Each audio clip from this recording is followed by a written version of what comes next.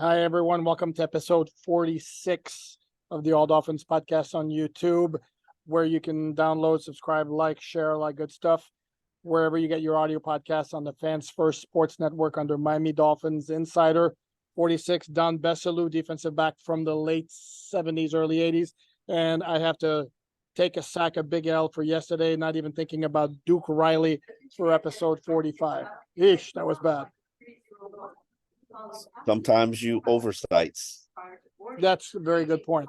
So we got back from the second of the two joint practices with the Houston Texans, where the big news, of course, was the injury sustained by tackle Terron Armstead. Not all that happened on this day, but obviously that's going to overshadow everything until we find out definitively just how serious or not serious the injury is. Yeah, I know he posted a video of himself walking quite gingerly, making it seem as if there isn't any issue. I was very intrigued by the fact that he was showing his feet. We saw him walking out of the examination room on crutches gingerly. We don't know what it is. We don't know if it's right knee. We don't know if it's right foot. We don't know if it's just, a strain. He told Tariq, I'm just old. And that's the reality of it. Both of us, we know what that means. We're up there in the elevated age. You in particular. Sure. Whatever you say. Is it concerning? Is it troublesome? Absolutely. The one thing I will say to Miami's benefit and credit is this isn't a situation that they aren't unprepared for. Isaiah Wynn has spent most of his career as a left tackle. I'm not saying that he's the answer and that your season isn't going to, spiral down the toilet bowl if Terron Armstead isn't there, because Terron Armstead is a very important player to this team. I believe today Tariq Hill said he's more important than I am, which I would disagree with that, but I understand the thought process that he's coming from. Isaiah Wynn is there, and Kendall Lamb, who, say whatever you want, I would tell you he's easily a top 5 performer on the offensive line this season. I'm removing Liam Eichenberg out of the top 5. He's been really consistent at left tackle. Now, do I know how he'd play in a game? Absolutely not. But I have liked what I've seen from him during training camp. Yeah, and wherever you want to rank Terron Armstead on a list of the most indispensable, irreplaceable Dolphin players, let's just say that no matter how you slice it, it's probably in the top 3. And again, we can haggle who's number 1, who's number 2, who's number 3, Tua, Tyreek, Terron, but he's up there. And so as we did yesterday, I was focusing on the Dolphin offense. You were on the Dolphin defense. I will say from the start, our vantage point today was not very good because it seemed that every rep in team periods was going away from us with players behind the huddle, kind of forming a wall, which was blocking our view. Having said that, I did see the play where Armstead was injured. It was the first play of 11 on 11. In fact, I made the comment as the ball was snapped, like, oh, look, Terron's doing team periods for a second consecutive day. I don't remember seeing that in training camp, and then boom. And it was a running play to Raheem Mostert to the left. My eyeballs are on Mostert. Eventually he gets stood up. They stop the play, and then I'm looking over to my right, and I see Armstead on the ground after the play's over, and I'm like, oh, that's you don't like to see Armstead on the ground. At that point, I don't know he's hurt, and then he gets up very slowly. Then he grabs his right leg, and then I don't exactly recall if he lifted his head to the sky or what, but there was a clear indication of exasperation, disappointment, frustration from him. And then he walked to the sideline between the second and third fields where they had a table, walked very gingerly, sat on the table. Somebody took off his right shoe, was there for a bit, and then eventually he left on a cart got onto the cart without putting any weight on the leg. And then, as you described what happened after the practice was over. The shoe is a good indicator for me, because if they need to examine your knee, they're not necessarily taking off your shoe. except I didn't see them examining anything. That's the thing. And that's where we were looking. And trust me, it's not because myself and the other beat writers who were on that sideline by that point weren't spending a whole lot of time looking at the training table where Armstead was. trying We to kept figure out looking. what they were examining. Correct. And there was, I'm not even sure if I saw a trainer actually like examining him. We saw Chris Greer come over at one point and talk to him for a little bit. And then some other guy who I don't know, who could have been part of the medical team. I'm not sure. And then eventually Armstead went inside. Now we wait. Since he walked out of the facility without a cast, without a brace or anything like that, but on crutches, one would imagine an MRI is coming.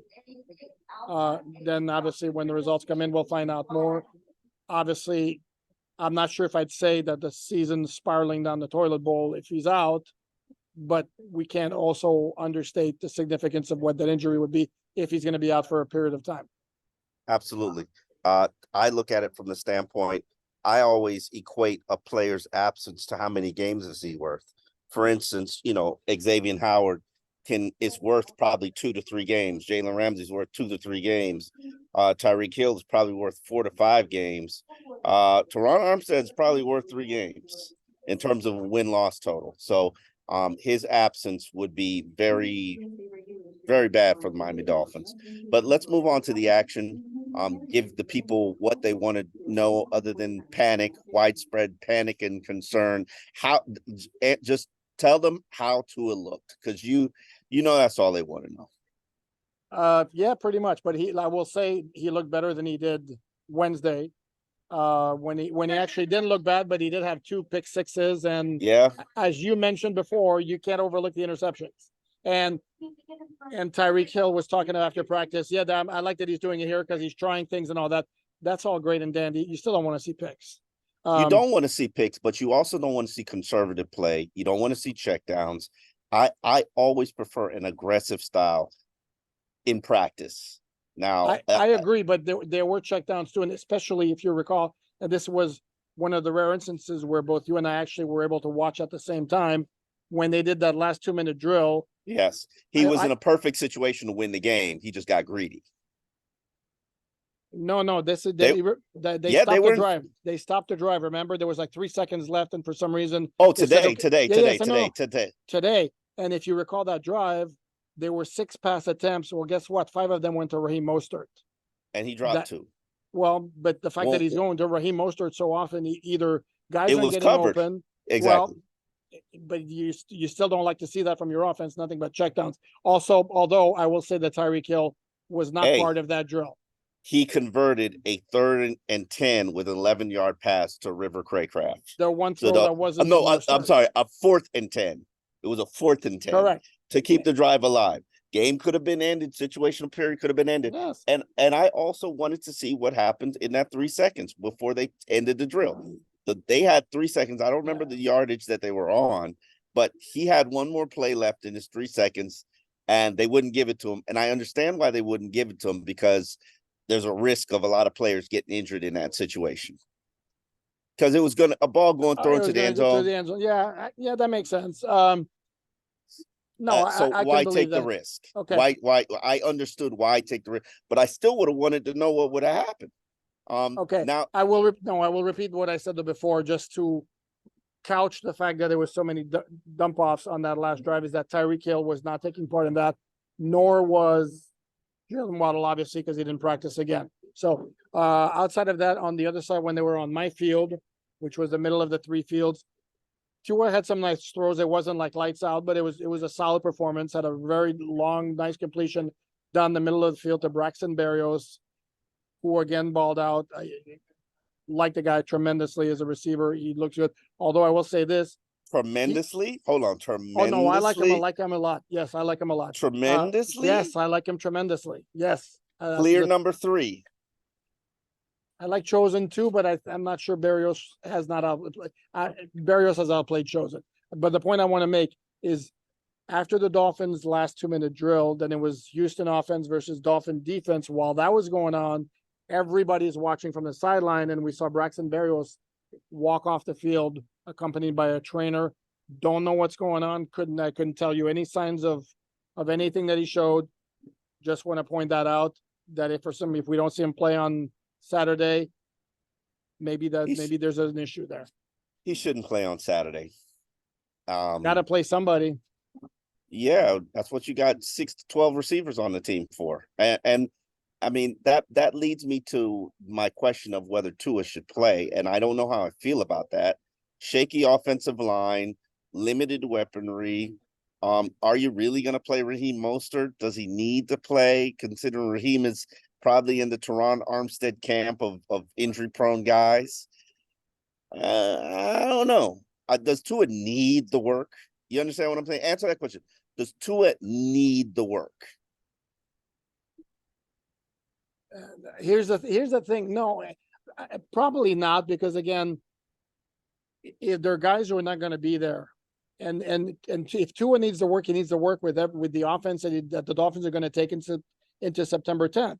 And Armstead's not playing Saturday. Jalen Waddle's not playing Saturday. Terron is not playing. Correct. No, I mentioned Terron. I mean Tyreek. I'm sorry, Tyreek is not playing. Correct. I think so. Yeah, I don't know. I don't need to see that. I don't think the risk is worth the reward, in my opinion. I will tell you something else that jumped out, and not that it necessarily matters, but this is when you and I talked about this, the depth of the Dolphin wide receiver core, which may be overstated. I was eyeballing one-on-one Dolphin wide receivers against Houston DBs, and let me tell you, the Houston DBs covered them like I never saw at Dolphin training camp. There was even an interception by Derek Stingley against Eric Ezukama one-on-one, half the field, where he basically ran the route for Ezukama. I mean, and it was like, no, that's you don't see that often in that one-on-one battle. And then there was O-line versus D-line. Couldn't see a whole lot because it was far down the field behind other players. I did see Isaiah Wynn, who you mentioned, with one rep where he put his guy like on the ground, which was a beautiful thing to see. Can you hear me? I can hear you great. Okay, great, excellent. We're at the airport, for those who don't know, because we're trying to head back home. I worry a lot about the receiving core because I don't see that many players who are ready to step up, with the exception of Braxton Berrios. And I think Robbie Chosen is ready to step up, but I don't know. You understand what I'm saying? Yep. And then you got River Craycraft. He is who you think he is. You've got Eric Uzukama. We have no idea. He had a good showing in the exhibition game. I want to see more put on his plate. He's already shined last year's exhibition player, without even knowing the playbook. So obviously there's some talent there, but behind them, there's nothing. Like Cedric Wilson. I'll repeat myself. Behind them, there is nothing. And I said what I said. And that concerns me. But it doesn't concern me as much as the depth issues at cornerback, which flared up and raised its ugly head today during the practice. I would tell you, let me get to the highlight before I get to the concerns. As you know, the final stage of these joint practices have been situational periods. Today's period was both offenses put in the 25-yard line, 2 minutes to go. You're trailing by 6, correct? Yes. And you need to score a touchdown to actually win the game. We all know Tua's situation he drove his team down the length of the field despite 2 Raheem Mostert drops. Converting a 4th and 10. Well, down the field, they were like at the 30-yard line or something. I mean, it's not like they were like knocking at the door. I mean, they weren't knocking at the door, but they weren't a Hail Mary pass away from. Correct. Yeah, I mean, it was a legitimate pass and had an opportunity. They didn't have to do any lateral play to kind of score in the situation. Miracle in Houston, no. No. So, but we never got to see how it ended, but it wasn't a complete disaster. Now, the Dolphins defense, on the other hand, they absolutely dominated the drill. The first snap is a the jet sweeper runs into the hiked ball. The ball falls on the ground. Jalen Phillips corrals it for a turnover. Okay. Then we get Jalen Phillips pressure that forces a short completion, 3 short completions. They give them the first down. I'm not necessarily certain they would have earned the first down. They give them the first down, allow them to continue to drive. Then we get a sack by Hand. What's his name? What's Hand's first name? Deshaun Hand. Deshaun Hand. We get a sack by Deshaun Hand. Then we got a holding call, Agba Drew.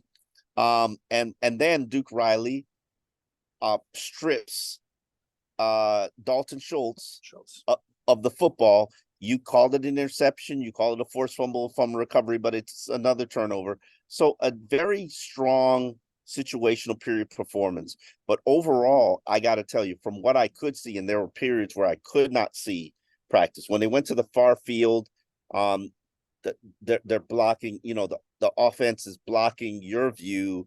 You're stuck in the corner. Fans got a better view of it than I do. So fans probably know more what happened in that corner than I know of the whole practice. However, I didn't like what I saw from the cornerbacks. They got beaten a lot of one-on-one situations. Today was probably Noah Igbenogany's worst day of practice, probably all camp. It got to a point where he was replaced by Eli Apple. Eli Apple struggled. He gave up the ghost to Rico Collins, a 65-yard touchdown on a slant where there was absolutely no safety help in sight. Rico Collins just sprinted to the end zone. Safety remains an issue that I continue to bring up and everybody ignores, but you don't have a starting safety other than Javon Holland. And then they brought in Cam Smith. They're like, okay, our first 2 cornerbacks. But that's very important. Hold on, I apologize for cutting in right now, but that's very important to mention. This was the first time he took part in team period. Also, for those of you who might be confused as to why Houston got another shot after Jalen Phillips got to recover the fumble on the first plays, basically they got a do-over. Like, okay, that didn't count. Go ahead and start over again with that 2-minute drill. Proceed with Cam Smith. What did we see from him? It was kind of a hilarious situation because he came into 11 on 11s, 2 snaps. I can't remember what happened on the first snap, but the second snap, Houston, he's wearing a red jersey. And for those who don't know, red jersey means you cannot touch the player. You're not supposed to have any kind of contact with the player. Nothing's supposed to be physical, which is why red jersey players generally don't do 11 on 11s. And quarterbacks wear red jerseys because you're not supposed to touch them. Yes. So Houston runs a sweep right at Cam Smith, and the wide receiver's blocking him like 10 yards downfield. And then the Dolphins are like, all right, we got to pull him off the field. We can't, there's nothing we can do in this situation. He can get hurt. He can't block. He probably can't tackle. And so it was a bad look. But that just indicates to you how bad they are at cornerback right now, where, I mean, Jamal Perry looked pretty decent. Yeah, I said it. First of all, Jamal Perry is not an outside corner. He's a slot guy. He's a nickel. He's a nickel. Yeah, correct. Oh, so you would have Cater. Who did Cater work today? Yes, he worked today. Okay, and he did all right. He didn't. Okay. He didn't. And Xavier was Xavier. Nothing like. No worries there. No worries there. But it's a whole lot of field out there, and the last thing that you can have and afford to have is what you had last season, where you got X out there with nobodies, and and really having to place Captain save a team, and it's a dangerous spot for your secondary. I think Noah's shown growth. I think Noah's shown improvement, but what today showed me is. Noah needs to be playing zone. Okay, but but we knew that. Did we not know that already? I thought maybe the improvement would allow him to play some man-to-man. Okay, so when he was beat today, was it in man or in zone or both? Or yes? It was yes. All of the above. It was just yes. Okay, because it was a return of the old Noah. I want to know though how we got. Because you're sounding the alarm, you're pressing the alarm button here. I want to know how we got from the Dolphins have good options because Cam Smith's so promising, because Eli Apple's a solid vet, and because Noah is having by far his best training camp, to where now they have no depth whatsoever. Who's Rico Collins? It's Nico, by the way. Nico Collins. See? See, there you go. Who is Nico Collins? He's a serviceable wide receiver who probably would be in the battle for 3 or 4 on the Dolphins. They made him look like Tyreek Hill. Well, he's not Tyreek Hill, but he's he's a good receiver. Let's not pretend he's some schlub. He looked like Tyreek Hill today. Okay. And tell me where you are depth-wise with cornerbacks. Like right now in this situation, the Dolphins play a game on Sunday. What do you look like depth-wise? I actually think they're decent in terms of depth. Tell me what you look like depth-wise. Sunday they're playing a game that counts against the Houston Texans. What does their depth look like? To give me your 3. Well, Cater in the nickel, or what you can do also is Cater starts outside with X. When you go nickel, Cater slides inside, and then you bring in Eli Apple or Eric Benogany until Cam Smith's shoulder is fine. Okay. I don't think that, I mean, that's not terrible. I mean, it's not terrible. Now, is it good? It's probably reasonably high on the list of NFL rankings. I mean, because you have one stud on one side and you have, let's say, serviceable guys on the other side. I mean, how many teams have 2 studs? Which is what the Dolphins have when Jalen Ramsey's healthy, but they don't have that right now. Ooh. Okay. My panic level surfaced because I saw the old Noah. But it's one practice. The guys had a good camp. It's one practice, but you know, it's only a matter of, like, wow. So you're saying that this today was the start of here comes a slide? What is Noah's history? Okay, so yeah, he's definitely somebody we need to watch on Saturday for the preseason game. I felt a little bit nervous, and this was the second straight day Eli Apple's allowed a touchdown. I'm not saying Eli's good or Eli's bad. I can honestly tell you I have not watched enough of Eli, but now he's entering a very prominent role for this team. And now the signing makes a lot more sense. Oh, correct. No, it was an insurance policy because you have 2 guys. You have one young guy who hasn't proven anything yet, and another guy who's a rookie who got hurt. Which now we are cashing in on the insurance policy. Correct. Now let's hope but also on top of that, what happens if something goes down with Cater at nickel? What then? Well, but dude, if you can play that game with everybody everywhere, though, I mean, you can't. But nickel's a very specific spot and a very hard spot to learn. Sure, Perry Nickerson plays nickel or not. No. I don't know who your backup is. Maybe they keep Jamal Perry on until Nick Needham's ready, and then he helps out on special teams.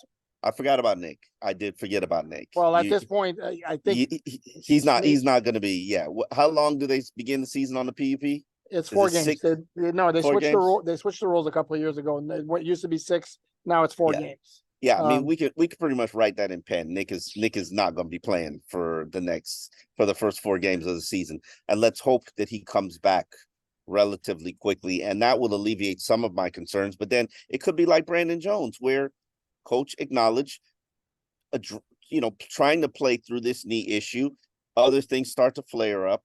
Other areas of your body start to compensate for it, and then you suffer. It's not a setback, but they're protecting you against yourself. So Brandon Jones got shut down for this week. Tell me where you are at safety. You're not even if we could start Elijah Campbell at, let's say, the nickel, which I think is an option worth exploring. Yes. In my opinion, he's the best safety to pair with Javon Holland. Because argument could be made, absolutely. Deshaun Elliott does not have range. Who is the player I told you the other day that used to pair with Rashad Jones? Safety came from the Jets.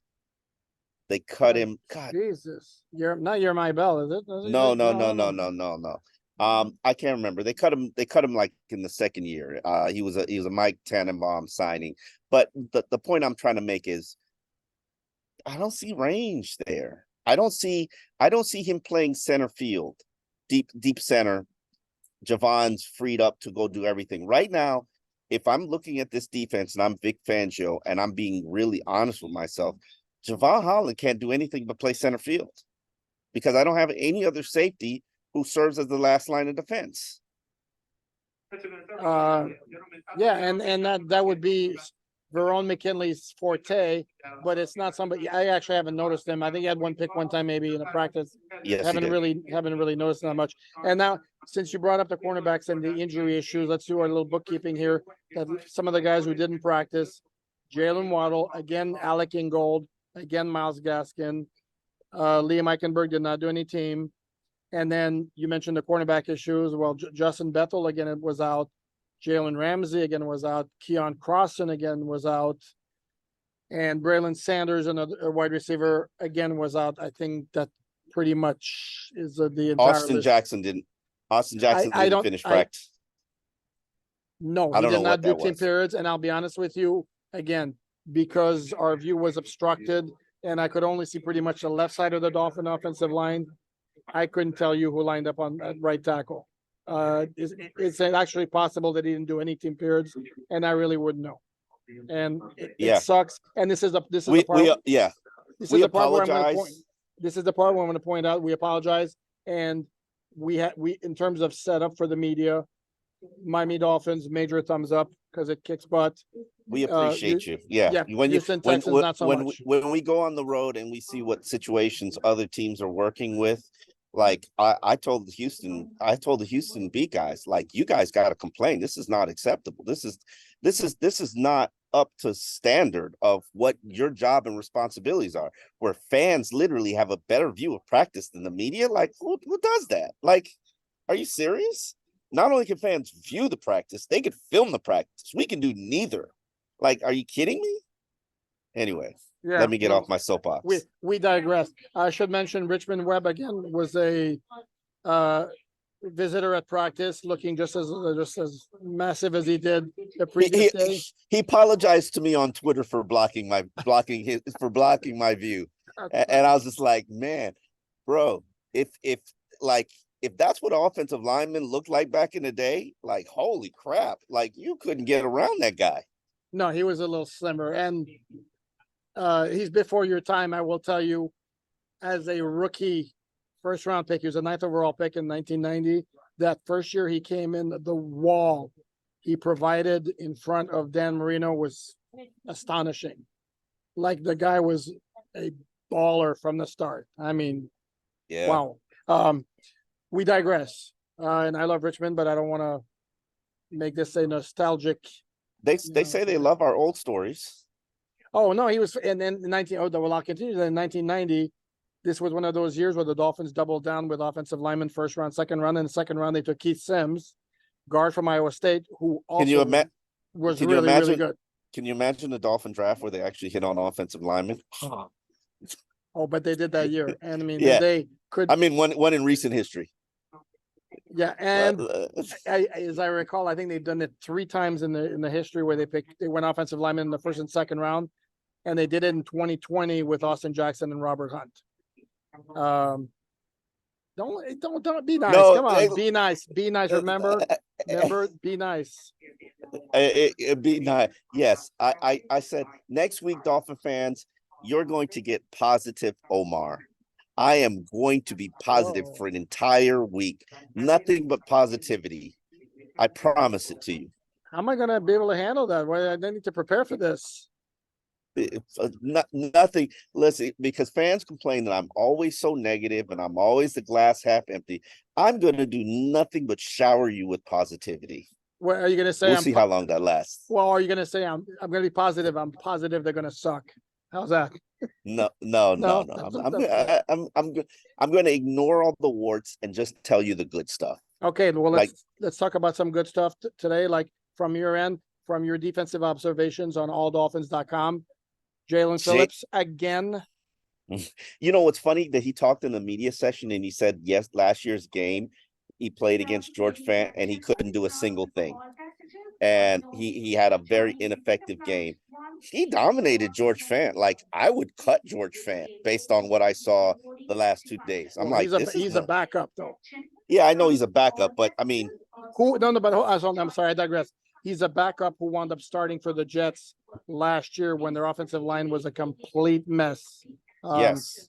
And I watched him. I like either Jalen. I mean, Jalen, I'm not going to be a phony, and I'm going to tell you that Jalen has not played up to my expectations up until these past 2 days. And I look at that as an indicator that Austin Jackson has turned the corner. Like, Jalen ain't beating up on Austin Jackson like he just beat up on George Fant. I mean, George. Agreed, but he could do what he did. Whatever. Phillips hasn't done anything though. He's had a solid camp. Has he been dominant? No. Okay. I think and I continue to say this for people who think I hate Jalen, and I don't. I think Jalen's $100 million player. I really do believe he's $100 million player. Okay. Did I see that this camp? No, I did not. And I give credit to Austin Jackson. Like, don't act like this isn't a different Austin Jackson you're looking at and you're talking to. Like, this guy is like done a body and mind transformation. It's a different guy. So if you would have told me if you would have renamed him and named him somebody else, I'd have been like, well, this guy's pretty good. But it's Austin Jackson. But that's kind of the evolution that we're seeing. And I can't sit here and tell you that Austin Jackson can't go on and have a very productive NFL career. The man's been snake bitten. His first season, he had a very productive early start till he suffered a knee injury. Then he was okay. Second season, I didn't think he came into camp in shape. Struggled at left tackle, had to be moved inside to guard, struggled at guard. And then the next year he came and he was a right tackle and he played 66 snaps. Before he got hurt. Yep. So, we shall see. But I do believe in the Austin Jackson reclamation project. I'm not sure. After I saw what I saw today, Noah, it crystallized it for me. It's the scheme change for Noah, because this is the same old Noah and man. Without question. I never knew a scheme could make that much of a difference. I said that all along because zone plays to his strength, and man coverage puts a spotlight on all of his shortcomings as a cornerback. Oh man, and they're still there. And it was the return of the old Noah. And you know what? One thing I find very interesting that I wanted to follow up with Mike McDaniel. He's talked about this more than once. Seeing players respond to their successes and their failure. How do you respond to your successes? How do you respond to your failure? And setting them up to see how they respond to those successes and failures. And, the key is for, I think, Mike McDaniel, just to give you an example, Noah, you're going to play half a game. Sometimes I'm probably going to put you in man. How are you going to respond to that when you're in man against a rookie quarterback and he's going after you? And those are the things that you need to see and you need to know. So good luck to Noah on Saturday. And let's see which Noah shows up. Okay. I'm trying to think in my head as you were talking, my next question to you was going to ask you who else shined on defense. And then I'm trying to think as who else really shined on offense. Duke Riley, he got the interception. Okay. So that was a step in the right direction. I think Andrew Van Ginkel, I saw him allow a touchdown. You didn't feel his presence there. Didn't really like what I saw from David Long Jr. today. Not that that's a bad thing or a good thing. I think it goes to Vic Fangio's inconsistent, kind of hot and cold kind of player. I did like Raekwon Davis. He pushed the pocket a lot. We talked to Emmanuel Ogbah. I'm not gonna get on my spiel for Emmanuel Ogbah today. Good. However, I'm sorry. However, we did talk to Emmanuel Agba, and he clarified, I can put my hand in the ground if I want to. They will allow me to put my hand in the ground. However, if I have to drop back into coverage, that puts me at a disadvantage, which is why I'm working on standing up. And all of that is great and good. I need to know why hand is playing ahead of you in those situations and in certain packages, because it's not okay with me. No, really? I wasn't aware of that. But here's the thing, though, and for those who might suggest, well, why doesn't Agba put his hand on the ground when he's rushing and not when he's dropping back into coverage? Because then you're telling the offense what he's going to do. So you want to have the same look and do different things off of that look. So for me, outside of the guys I mentioned earlier, Berrios again really good. Tyreek, we said after practice he wasn't supposed to practice, but he wanted to get the work in anyway. Did you believe him? Answer the question truthfully. Maybe.